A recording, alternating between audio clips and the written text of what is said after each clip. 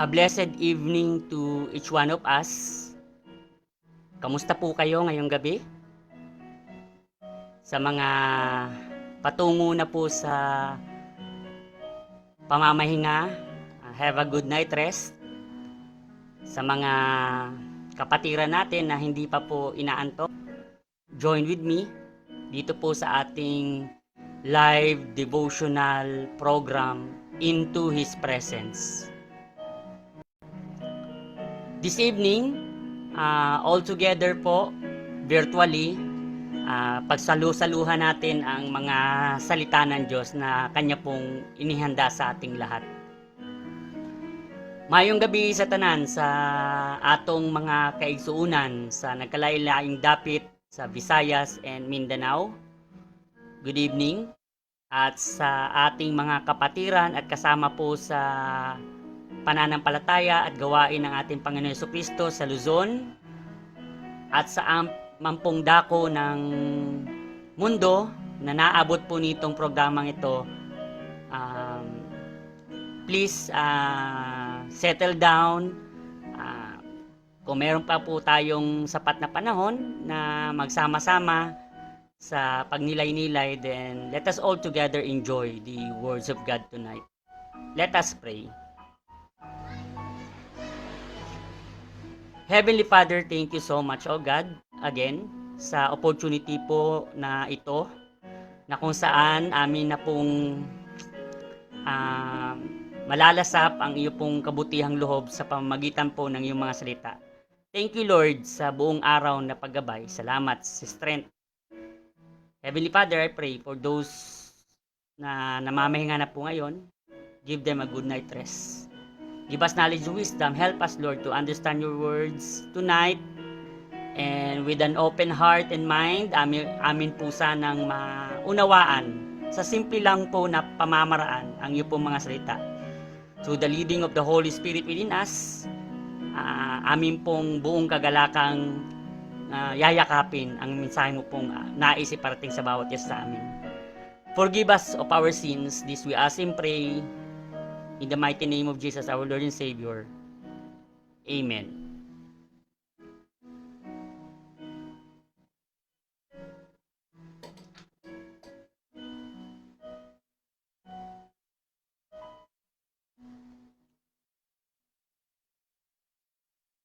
Naranasan mo na po ba na dahil nasa sitwasyon ka na parang desperado ka na, yung bang parang wala ka ng ibang paraan na pwedeng makita o mahanap para maisakatuparan ang bagay na gustong-gusto mo talagang mangyari.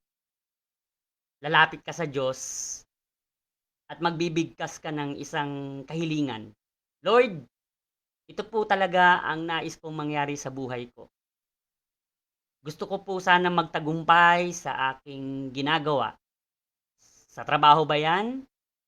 Kaya kung estudyante ka sa eskwelahan, kung sa negosyo, gusto mong umunlad, gusto mong magkaroon ng maayos na pangangatawan, mabuting kalusugan para sa iyong pamilya, o di kaya tagumpay sa iba't ibang uri ng mga ministry na meron po tayo sa iglesia kung saan po tayo kabilang, upang masiguro natin ang katagumpayan ng lahat ng mga bagay na ito, bibigkas tayo ng isang salita na kung saan para po mahulog doon sa mga salitang yon ang ating Panginoon, gagawa tayo ng itong tinatawag nating pangako. How important a vow is to the Lord. Have you ever stopped to ponder the weights of our words?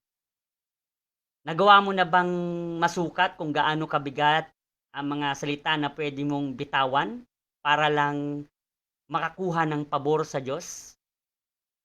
You know, the power that our words holds, meron po yang either positive or negative na consequence.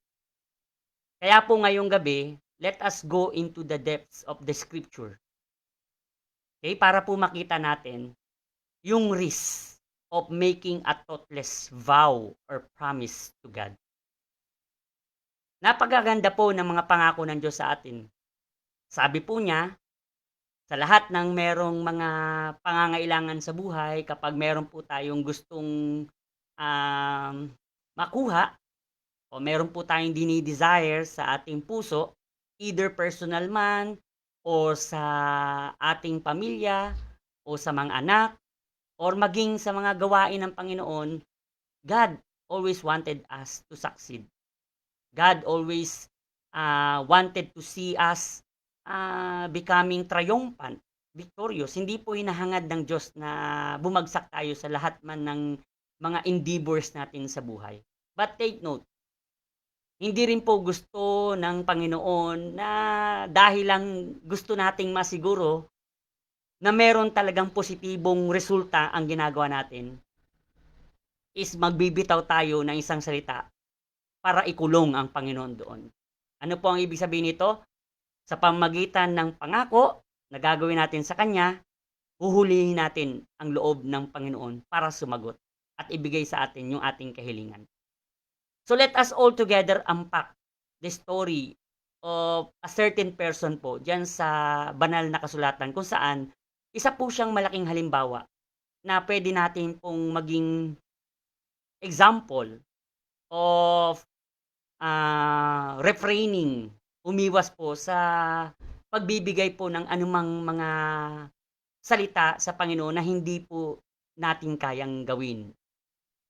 In Judges chapter 11 verses 30 to 31, makikita po natin dyan yung isang tao na ang pangalan ay Jephthah. Siya po ay nakilala bilang isang magaling na mandirigma ng Panginoon. Ang sabi po sa mga salita ng Diyos, and Jephthah vowed a vow unto the Lord, and said, if thou shalt without fail deliver the children of Ammon into mine hands, then it shall be, that whatsoever cometh forth of the doors of my house to meet me, when I return in peace from the children of Ammon, shall surely be the Lord's, and I will offer it up for a burnt offering. Now, let us consider for a moment ito pong story ni Jephthah. Si Jephthah po ay isa sa mga naging judges po ng Israel. He was chosen by God to lead the Israelites sa battle po against their enemies, particularly po sa mga Ammonites. Ngayon, para po mapagtagumpayan itong para sa kanya is napaka-significant na battle, dumating po siya sa punto na kung saan talagang desperado siya na manalo. So Jephthah made a rash vow to God. Rash, mabilisan po. Again, ano po yung vow? It is synonyms to a promise. Making an agreement between you and God. So that is a vow. So ano po yung vow na ginawa niya sa Diyos? Para lang po masiguro na mananalo siya sa digmaan. So he promised to sacrifice the first thing that will come out of his house if he were victorious. But tragically speaking, ladies and gentlemen of God, nangyari nga, nagtagumpay siya. Pagbalik niya galing sa digmaan, masayang masaya, pero nang meron pong lumabas doon sa pintuan ng kanyang bahay, hindi po niya maintindihan kung ano ang mararamdaman niya. Lumuhod siya at napasigaw, my God, what have I done? Bakit po? Kasi ang unang-unang lumabas doon sa bahay ay yung kaisa-isa niyang anak na babae. She was the one who first greeted him upon his return. Bakit po siya nanlumo? Bakit po siya kaya natakot? Alam naman po natin na he is expecting a victory from the Lord kasi yun po ang hiniling niya and ibinigay po ng Panginoon. And take note, siya po ang nagbigay ng pangako sa Diyos. He vowed that he will offer anyone that will come out first doon po sa pinto ng kanyang bahay. Bakit? Kasi again, the one who came out is yung pong tao na hindi niya ine-expect na yun pa ang isasacrifice niya sa Panginoon. He might be expecting someone else. So Jephthah fulfilled this vow. However, yung pong ginawa niya brings great sorrow po sa kanyang sarili. At hindi lang sa kanya, kundi sa kanyang family. So despite Jephthah's leadership secured victory for Israel, nakita po natin how God demonstrated His ability to work in his life. Nakita po natin na not only in Jephthah, kundi po sa buhay ng maraming mga Kristiyano ngayon, na maraming anak ng Diyos, na agad-agad para po makalasap ng isang tagumpay sa buhay, ay hindi po nag-iisip kung ano ang lalabas sa ating bibig para lang po makuha ang favor from God. And God do not want us to embrace this kind of character. Because God knows exactly what is best for us. God knows exactly kung saan, kailan siya kikilos para po tumugon sa desire ng ating mga puso. So Jephthah impulsively made a vow diyan po sa Panginoon. Impulsive kasi nadala po siya ng kanyang emotion, nadala po siya ng kanyang gusto, nadala po siya ng kanyang sobrang lalim na hangarin na maging matagumpay ang Israel. But on the other hand, hindi niya po inisip, hindi niya po binigyan ng konsiderasyon kung ano yung gagawin niyang malaking commitment sa Diyos. God wants us to commit something to Him. Pero hindi po agad-agaran. Hindi po sa paraan na madalian. God wants us to consider every action that we will be doing in doing certain thing para po sa kanyang glory and honor. So ang question po dito, how can we refrain from committing the same thoughtless vow na ginawa ni Jephthah? Tatlong bagay po ang isi-share ko. Una, to refrain or avoid committing the same mistakes na nakumit po ni Jephthah, making a vow, a thoughtless vow to the Lord, dapat po pagkatandaan natin, let us make deliberate decision making in our words.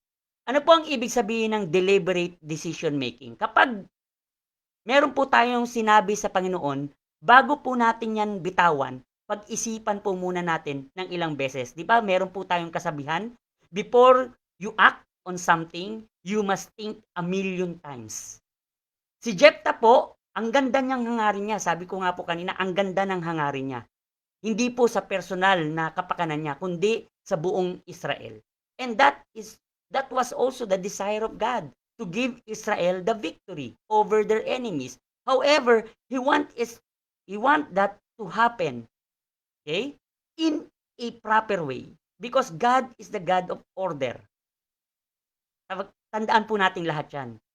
Now, dahil po sa sobrang sigasig ng puso ni Jephthah na ma-achieve yung katagumpayan sa laban, okay, gumawa siya ng bagay na kalaunan ay pinagsisihan niya. Bakit? Kasi nakalimutan niya na mag-pause muna for a while, think many times kung yung bang sasabihin niya na pangako sa Diyos ay kaya niyang gawin. So it is very important, mga anak ng Diyos, mga Kristiyano at membro ng iglesia, kung meron po tayong gustong mangyari sa buhay natin, sa pamilya natin, sa ating mga career, sa ating mga endeavors, whatever are those things na gusto po nating ma-achieve or ma-realize sa buhay, lalong-lalo na po kung ano ang mga gusto nating mangyari sa ating church, sa ministry po ng Panginoon, maganda po yan dahil yan po ang desire ng Diyos. To make everything na talagang matagumpay. But again, in every actions that we will be dealing with, kinakailangan po pag-isipan nating mabuti. There is a need to have a conscious and intentional decision making. Hindi po tayo gagawa ng isang desisyon o hakbang na out of a sudden lang po. Okay? Dahil gusto lang natin agad-agad na makuha yung resulta. Okay? Lalong-lalo na po kung gagawa po tayo ng commitment sa Panginoon. You see? Klaro po ang sinabi dito sa mga salita ng Diyos in Judges 11:30 regarding sa action ni Jephthah. He vowed a vow unto the Lord without thinking, okay, consciously and intentionally. Meron pong isang youth member na talagang aktibo po sa gawain ng Panginoon sa iglesia. He was a member of a choir group. Now, meron pong plano ang iglesia na mag-conduct po ng ano, ng kantata. Yung pong ano, yung parang long singing presentation. So, naghahanap po yung mga leaders ng church, yung pastor po, kung sino yung pwedeng mag-lead. Meron na silang nakita, but all of a sudden, meron po, ito pong member na to na sobrang talagang masasabi natin na init sa paggawa ng mga gawain ng Panginoon, nag-volunteer. Sabi niya, kayang-kaya ko to. So, many times, tinanong siya, really? Kaya mo bang gumawa ng mga plano? Alam mo ba kung paano gawin ito? Yung mga pasikot-sikot? Sabi niya, yes, I can do anything. I know how it can be done. Pero tumakbo yung panahon at oras, nakita po ng church na parang walang nangyayari sa mga plano. So they approached this youth, sabi, ano nang nangyari? Then nalungkot siya, sabi niya, ang totoo po, wala akong karanasan at I do not know kung paano ko gagawin ang bagay na ito. Ang nakakalungkot yun kasi malapit na po doon sa schedule kung kailan nila ipe-present yung kantata. So, kung hindi po siguro yun, agad napansin ng member ng church, siguro magiging chaotic yung resulta. Okay? Yung plano po ng church for presentation ay hindi magaganap. So, kaya po, kinakailangan, before po tayo, maganda po yung maging mainit sa mga gawain ng Panginoon. Maganda po yung magbo-volunteer tayo. Maganda po yun na gumawa tayo ng mga plano na ikauunlad ng ministry ng Diyos. Pero dapat po, pag-isipan po muna nating mabuti kung kaya ba nating gawin o hindi. At dapat po, kung tatanggap tayo ng mga ganitong gawain, kinakailangan we need to think a lot of times, consciously and intentionally, kung kaya ba natin gawin. Hindi po dahil gusto lang natin. Okay? So, we need to seek counsel, especially doon po sa mga tao na ginagamit po ng Panginoon na meron pong malawak na kaalaman, lalong-lalo sa magawain ng Diyos, sa mga ministry. They are those leaders na pwede po nating lapitan to avoid doing indeliberate na mga decision making. So, sasabihin natin, Panginoon, nangangako ako na ibibigay ko ang lahat, ang panahon, oras ko sa iyo, para lang po maging matagumpay yung iyong gawain. But take note, God does not want us to do it in a rush way. Hindi po madalian. Proverbs 11:14, ano po ang sabi dyan? Where no counsel is, the people fall. But in the multitude of counselors, there is safety. So ito po mga salita ng Diyos ay nag-i-emphasize po ng kahalagahan ng paghahanap po natin, or we need to seek wise counsel before making decisions. So it highlights the value po ng guidance mula po sa ibang tao na pwede po nating malapitan. If we do not know kung tama ba ang desisyon na gagawin natin. If we wanted to ask something from the Lord, pwede po nating kunin yung opinion po ng mga taong ito to avoid hasty or ill-considered commitments. Sino po itong mga taong ito? Our pastors, the church leaders, deacons, elders, experienced members. And maging sa loob ng tahanan, meron pong binigay ang Panginoon na mga instrument to be able to teach us properly on the things that we will be doing. Okay? Before po tayo agad-agad na kumilos o umak sa isang bagay. So, we must avoid na yung maging aloof po sa mga taong ito. Minsan po kasi, meron tayong gustong gawin and yet, ina-avoid po natin na lumapit at humingi ng tulong sa iba. So, let us stay connected with others because they are the source of wisdom. To be able for us to make deliberate decision making, especially in making commitment to God. Yung pong magbibigay po tayo ng vow o promise sa Diyos. So, instead na i-isolate po natin yung sarili natin, seek the company of someone who can guide and support us. Especially po yung mga kasama natin sa iglesia. Sabi nga po ng isang Baptist preacher, si Charles Spurgeon, be careful what you say. Words do not only describe reality, but words create reality. Kung magsasabi po tayo ng isang bagay na agad-agaran at hindi po natin pinaplano, galing lang po sa mind natin at wala sa puso, then we will expect failure in the end. So take the moment to meditate and deeply reflect doon po sa potential na consequence ng paggawa po natin ng vows sa Diyos.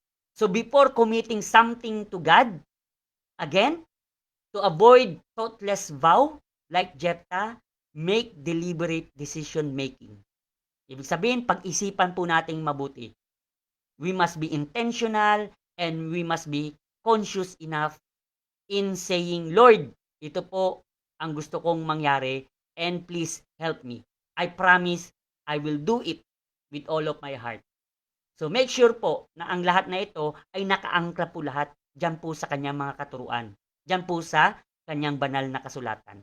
Pangalawa po, how can we refrain from committing the same thoughtless vow? Ito pong pangalawa ay nagsasabi natin sa atin na ensure ongoing integrity in your promises. So hindi lang pala dapat maging deliberate tayo sa decision making natin.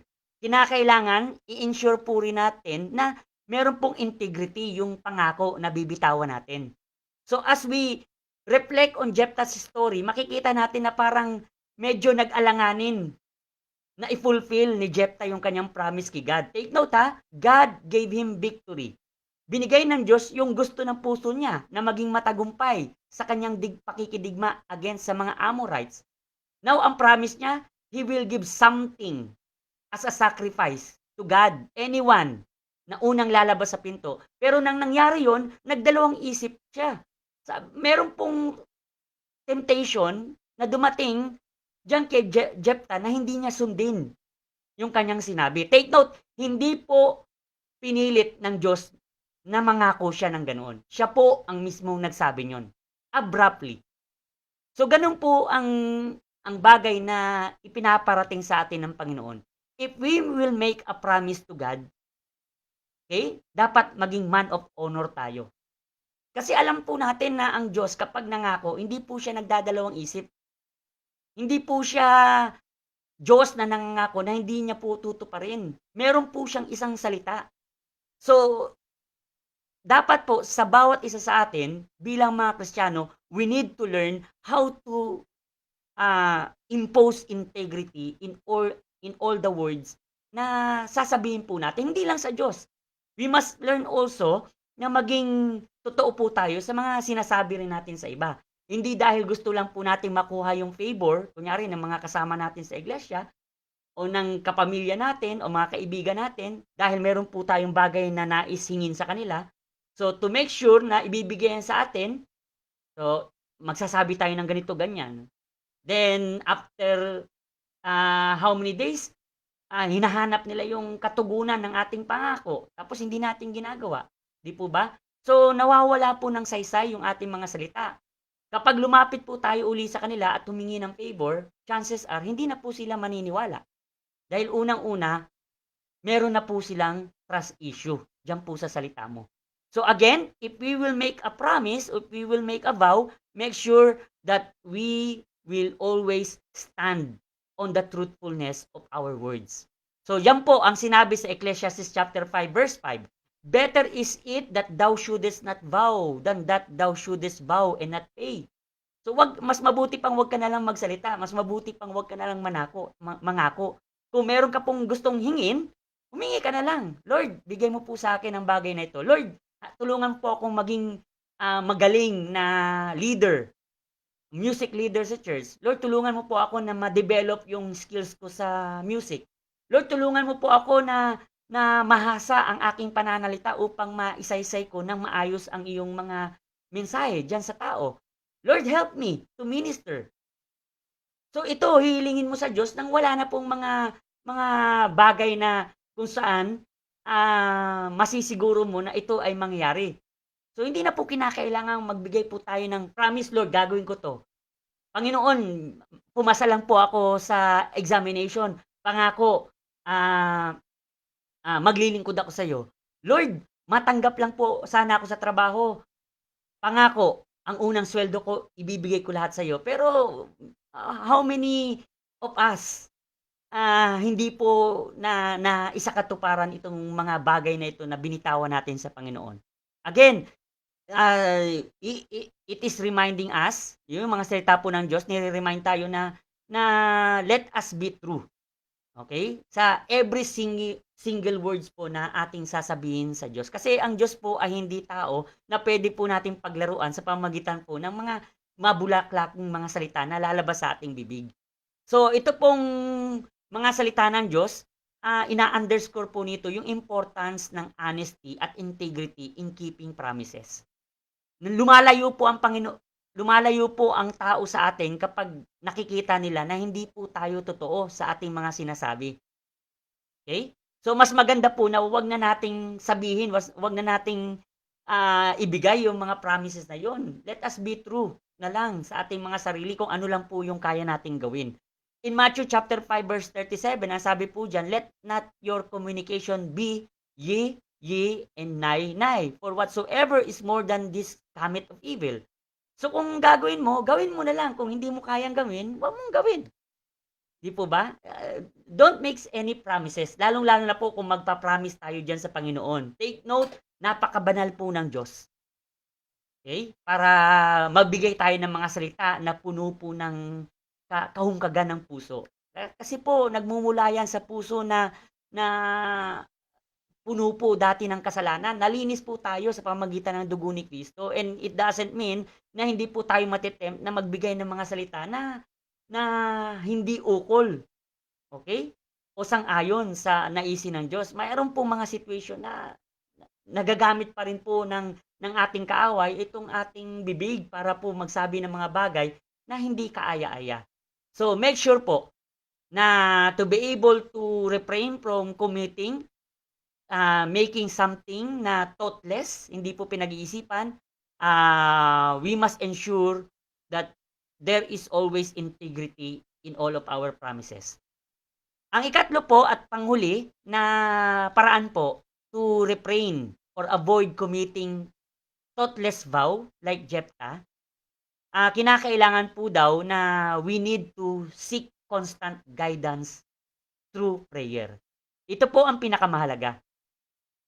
Yung paglapit po ni Jephthah sa Panginoon, nakalimutan niya isang bagay. To ask God first and foremost in a sincere prayer. Lord, tama ba itong sasabihin ko sa iyo? Panginoon, I know na itong laban na gagawin ko ay laban mo. 'Di ba kung tutuusin po, talagang nakahanda na ang Diyos na to give them victory over their enemy. Kasi yung pong papasukin nilang digmaan ay hindi naman nila digmaan. Digmaan po yun ng Panginoon. So sa mga panahon po na nate-tempt tayo na mag-isip na yung bagay na ginagawa natin diyan sa iglesia ay bagay na para sa atin, take note na ito pong ministry ng Diyos ay pag-aari niya. So, meaning to say, ito pong mga pagkilos na gagawin natin ay didiktahan at gagabayan po ng Panginoon dahil hindi niya po nais na ang kanyang ministry ay ma-down. So, He always wanted that His activity, all of the things na ginagawa natin para po sa Kanya ay magiging matagumpay. So, yan po ang hangarin ng Panginoon. So, in doing so, we need to first, ilagay po natin ang ating mga sarili diyan po sa kanyang paanan. Humingi po tayo ng guidance sa kanya through prayer. Let us ask Him na, Lord, if this is your will, if this is your purpose na maging matagumpay ako, then so be it. Okay? Dahil laban mo man po ito, gawain mo po ito, Panginoon.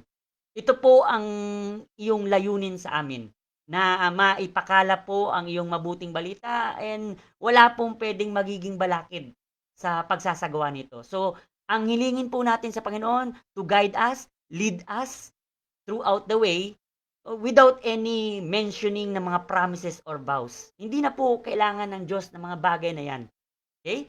Because in the very first place, God knows the intention of our heart. In Psalms chapter 32 verse 8, sinabi po dyan, I will instruct thee and teach thee in the way which thou shalt go. I will guide thee with mine eye. 'Di ba? So klaro po dito, sinasabi ng scripture na in everything we do, in everything we say, in everything we think, we must seek always the wise counsel from the Lord. And we can do that through prayer. Sa pamamagitan po ng pagdarasal. Wala pong imposible na ibigay ang Panginoon sa atin kung ito po ay ayon sa kanyang layunin at hangarin sa ating buhay. So, kahit ipagpilitan po natin na i-promise na ibigay ang lahat sa kanya, kung hindi naman po niya nais na mapasa atin yan, hindi po mangyayari. Okay? So, hindi po tao ang Diyos na para po utuin natin sa pamamagitan po ng mga matataas na pananalita. Because again, God knows what is the intention of our heart. So, ito po ang pinaka-best way na dapat natin pong gawin bilang mga anak niya, bilang mga Kristiyano, bilang mga kanyang mga manggagawa dyan po sa kanyang iglesia. In Proverbs 16 verse 3, commit thy works unto the Lord and thy thoughts shall be established.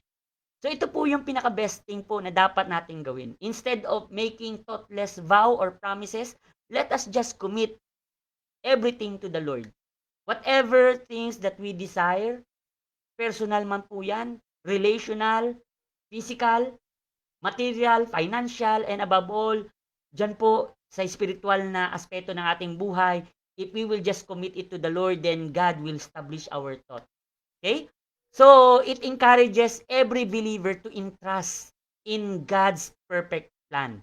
Let the decision of God, okay, yan po ang mag-reign sa ating buhay. Let us acknowledge that God is sovereign and all-knowing. So, hindi po siya pwedeng i-move lang ng simple promise or vow mula po sa ating mga bibig. So, by committing our action to God, by giving ourselves to the Lord, we don't need to make any sound promises just to make His hand move towards our desires. So, again, yan po yung tatlong bagay na dapat po nating maalala, mga kasama ko sa pananampalataya, mga kapatid ko diyan kay Kristo. To avoid making or committing thoughtless vow like Jephthah, let us first make deliberate decision making in our promises. Second, let us ensure that there is ongoing integrity in our promises. And thirdly, let us seek constant guidance through prayer. Okay? As regards to our promise to the Lord. So yan po ang mga salita ng Diyos na sa maiksing oras po ng ating pagninilay-nilay ay makapagbibigay po sa atin ng isang malaking katuruan na pwede po nating gamitin sa araw-araw po na ating pakikisalamuha sa Diyos. So the challenge is, let us always consider the sincerity and weight of our commitments to God. Again, God is not forcing us or compel us to make a vow. Okay? So kung meron man pong area sa buhay natin na hindi po natin naiintindihan kung paano kumikilos ang Diyos, then let us draw near to Him through prayer. Let us re-evaluate ourselves kung naka-align pa po tayo dyan sa kanyang hangarin. Because the best way to bring glory and honor to the Lord is to live our life according to His purpose. So our words matter, our commitments matter, and our decisions matter. Don't make any vow, just do what you can do for the Lord, and God will do the rest. Maraming salamat po sa mga salita ng Panginoon. Dumako po tayo ngayon sa pagsasara ng ating pong live devotional program sa pamagitan po ng panalangin.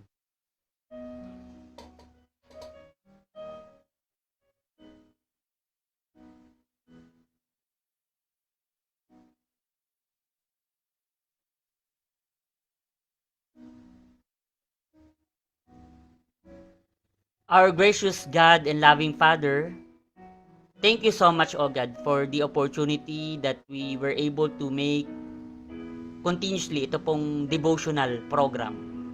Sa pamagitan po nito, Panginoon Diyos, natututo kami, nag-i-increase po ang aming knowledge, ang aming wisdom regarding po sa pagtukoy ng iyong will, ng iyong desires sa buhay po namin na iyong mga anak. Bilang mga Kristiyano, bilang membro po ng iyong iglesia, nangangailangan po kami always ng iyong paggabay. Lalong-lalo na po sa mga panahon na kung saan ang lalim at ang init po ng aming mga hangarin na may maganap sa aming buhay, na meron po kaming ma-realize, na meron po kaming ma-achieve. And in doing so, Lord, tumutungo kami sa isang sitwasyon na kung saan hindi po namin dapat gawin. And that is to make a vow or promise to you unknowingly na hindi po namin kayang gawin.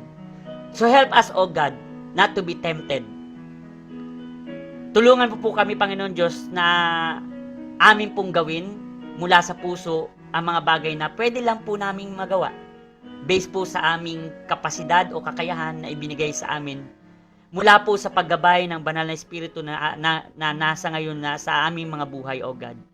Lord, help us to draw near into your holy presence with a clean heart. Tulungan po kami, Panginoon Diyos, na maging align sa iyo pong mga layunin at mithiin sa amin. We know exactly, O God, that you want us to be victorious. And in doing so, O God, you work in the best way, O God, na hindi po namin alam kung paano. But definitely, we will appreciate it by faith, O God. So thank you, Lord, for everything. Thank you for reminding us to avoid committing the same mistake na ginawa po ni Jephthah. Help us, O God, to refrain at ma-avoid po in committing thoughtless vow or promises. Let our words be true, O God. Let us always, help us always, O God, to be in tune in your words. Forgive us of our sins. This we ask and pray in Jesus' name. Amen.